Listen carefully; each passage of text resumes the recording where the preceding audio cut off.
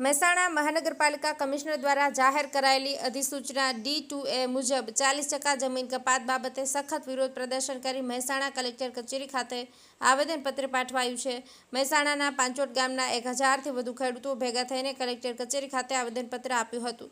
તાજેતરમાં તારીખ 23/6/2025ના રોજ મહેસાણા મહાનગરપાલિકા દ્વારા નક્કી કર્યા મુજબ જે ગામો મહેસાણા મહાનગરપાલિકાની હદમાં સમાયા છે, જેમાં પાંચોટ ગામ પણ સમાવિષ્ટ થાય છે, મહાનગરપાલિકા કમિશનર દ્વારા જાહેર કરાયેલી અધિસૂચના D2A મુજબ 40% જમીન કપાતમાં જશે। આ બાબતનો વિરોધ દર્શાવવા માટે કલેક્ટર કચેરી ખાતે આવેદનપત્ર પાઠવ્યું હતું। મહેસાણાના પાંચોટના તમામ ખેડૂતો એક સાથે આ નિર્ણયનો વિરોધ દર્શાવ્યો હતો।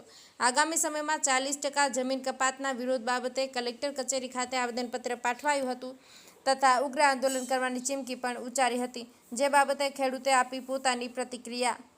રમીલાબેન ભાવસાર, મહેસાણા, ગુજરાત। આવેદનપત્ર આપ્યું, શું માંગણી છે આપણી? મહાનગરપાલિકા બનાવવામાં આવે એ ભૂપેન્દ્રભાઈ પટેલ સાહેબ, સીએમ સાહેબનું ખૂબ જ સરાહનીય કામ ગણી શકાય, ખૂબ જ પ્રશંસનીય કામ ગણી શકાય। પરંતુ મહાનગરપાલિકા બન્યા પછી એને D2 કેટેગરીમાં મૂકવામાં આવી।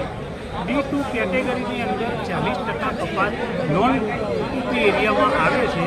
તે 40% કપાતની જગ્યાએ 20% કપાત થાય તેવી અમારી સૌ લોકોની લાગણી અને માગણી છે। એટલા માટે કે જો સમજો મકાનો 60 કે 70 લાખના મકાનો